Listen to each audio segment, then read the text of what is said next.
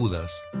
Esperas que, como te lo han dicho, los últimos sean por una sola vez los primeros.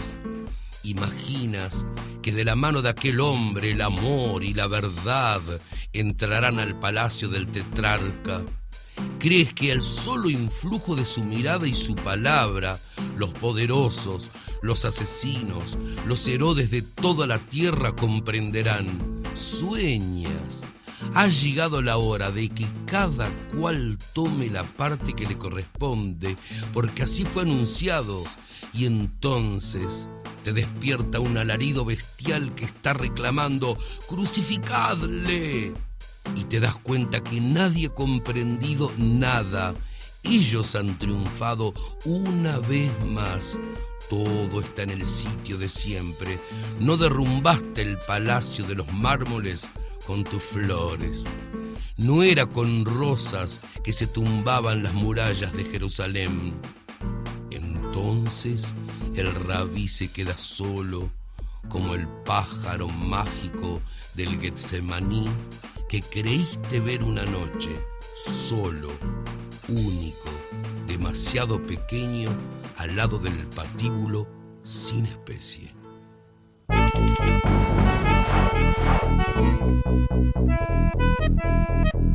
El cuento se le ocurre al escritor completo desde la primera a la última palabra prácticamente. Lo primero que se le ocurre es el final. Y después, en ese final, donde ya está contenido el sentido del cuento, empiezan a concurrir todos los elementos del cuento que los va a inventar a veces lúcidamente y con la cabeza, para darle una determinada forma. El cuento probablemente más conocido mío, La madre de Ernesto, lo primero que yo supe de ese cuento es cómo terminaba. Lo único que tuve que justificar luego es dónde ocurría, qué edad tenía esa mujer para reconocer luego a los chicos, qué edad tenían los chicos, por qué eso no podía ocurrir en Buenos Aires y tenía que ocurrir en un pueblo. Para decir, todo eso fue mental, pero la idea de la mujer preguntando por su hijo en el último renglón del cuento, esa idea fue una idea que se me presentó ya hecha, tan hecha que en realidad me la contó un amigo. A él se le había ocurrido una historia así para hacer una obra de teatro. Y yo le dije, eso no es una obra de teatro, eso es un cuento perfecto. Y me dijo, escribilo vos. Lo escribí. Vale decir que ni siquiera fue una idea que nació de mi imaginación, como otras tantas de mi obra. Los tres nos habíamos quedado inmóviles, clavados en el piso. Y al vernos así, titubeantes, vaya a saber con qué caras, el rostro de ella se fue transfigurando lenta, gradualmente, hasta adquirir una expresión extraña y terrible.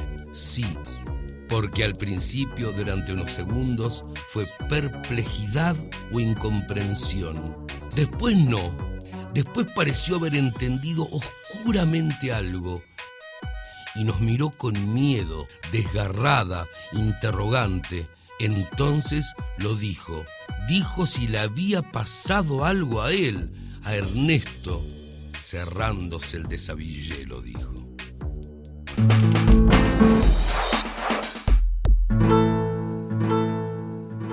En cuanto al acto de leer, leo todo el tiempo.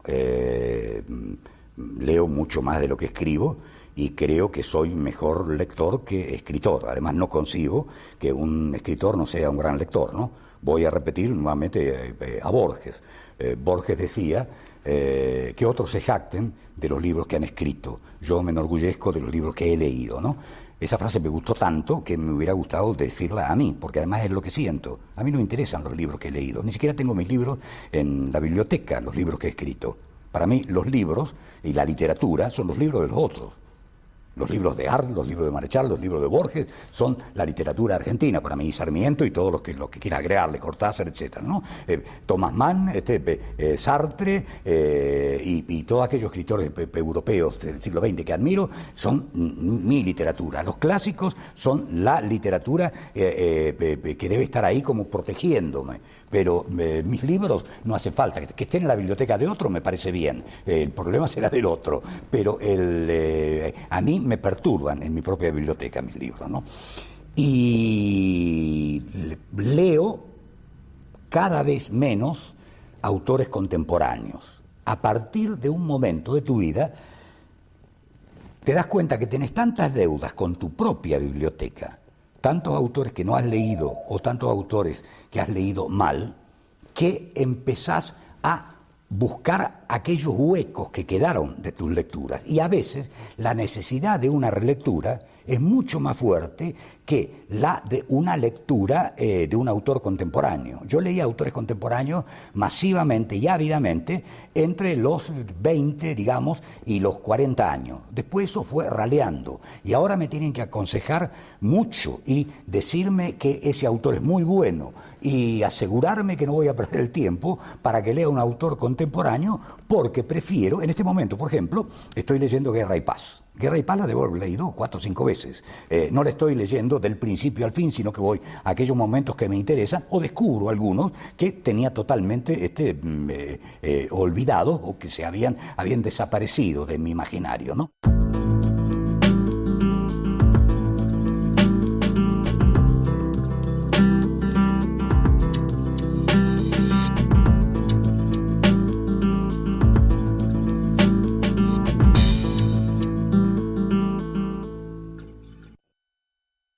Yo no sé cuál es el libro que me representa, ni sé cuáles son mis temas esenciales.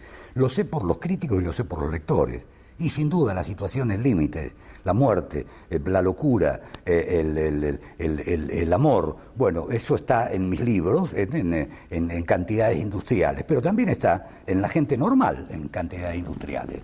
La gente muere, le tiene miedo a la muerte, se enamora, comete crímenes, comete actos de locura. Vale decir que si esos son mis temas es porque son los temas del hombre. Es decir, no sé exactamente cuáles son mis temas en el sentido literario. Sé que un escritor es mayor escritor a medida que tiene menos temas esenciales y tiene 3 o 4 y a veces una sola obsesión muy profunda que trata de develar a través de la escritura de sus libros, de la lectura de los libros de otros y de lo que piensa de noche cuando está solo. Sobre eso hay una anécdota formidable de Anatole France, el gran escritor francés del siglo pasado, ¿no? Él decía que tenía un amigo librero que tenía unas ideas notables literarias. Y una vez le dijo a este hombre, qué gran escritor sería usted si tuviera menos ideas. Porque un escritor, a medida que va creciendo literariamente, tiene menos ideas en el sentido tradicional de la palabra ideas. Tiene 3 o 4 obsesiones profundas, o tal vez un solo tema central, que es el que difícilmente pueda develar él. Es muy probable que los lectores le digan, pero usted tiene una obsesión con tal cosa, ¿por qué? O ciertas preguntas que me han hecho a mí, ¿por qué sus parejas siempre son tan dramáticamente exacerbadas en su relación? ¿Y por qué da la impresión de que el amor para usted es imposible? Cuando yo no creo para nada que el amor sea imposible. Y además, estoy casado hace 30 y no sé cuántos años con la misma mujer, a la que conocí cuando era prácticamente una chiquilina, y nos llevamos muy bien, y ella es escritora por su lado y yo por el mío. Vale decir que no es una relación conflictiva. Y eso me hizo pensar, ¿pero por qué tiene razón esta persona? Es decir, mis relaciones son siempre conflictivas. Tal vez sea porque vengo de una pareja destruida. Mis padres se separaron cuando yo era muy chico. Tal vez eso influye en mi concepción de la pareja. Pero si lo analizo seriamente, no tiene nada que ver con mi relación con el mundo real. Tiene que ver con mi relación con el mundo psicológico, por decirlo así, ¿no? Y muchos de los temas esenciales también de un escritor están en sus sueños. Habría que analizar a un escritor, para analizarlo totalmente, bueno, ¿qué es lo que sueña? ¿Cuáles son sus pesadillas recurrentes? Y ahí probablemente se encontrarán los temas de su literatura, ¿no? Pero yo no puedo saber cuáles son los temas de mi literatura. Sé que si hay un libro que me representa en un sentido, digamos, autobiográfico, tal vez sea El que tiene sed, porque cuenta varios años penosos de mi vida. Pero es muy probable que algún cuento mío sea más significativo que ese libro en cuanto a una realidad profunda, ¿no? Hablaré de la única experiencia que, siendo la más intransferible, personal y propia, puede ser compartida por todos: los sueños. La imposibilidad de dormir, la imposibilidad de descansar, la imposibilidad de que el cerebro realice su rito de purificación en su ámbito natural, el sueño, hace que los sueños no soñados del alcohólico se materialicen en el ámbito espacial, en lo que llamamos realidad. Ahí está la rata, o el diablito, o el puro triángulo abstracto y aterrador. Ahí está lo que a mí me aterra, que podría ser tu cielo, tu felicidad, tu calma. Ahí está y lo veo. Y quizás me toca, me babea o me quema, y me habla a mí con voz que para tu oído puede ser música. No es como creía Goya, que el sueño de la razón engendre monstruos. Es la vigilia de la razón la que los engendra.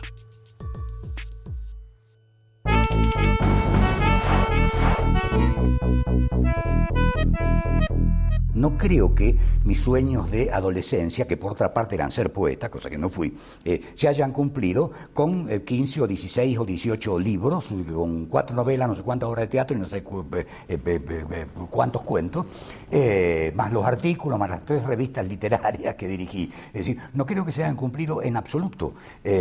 Pienso que en ese sentido todo hombre es una especie de fracaso. Y en esto coincido con Sartre.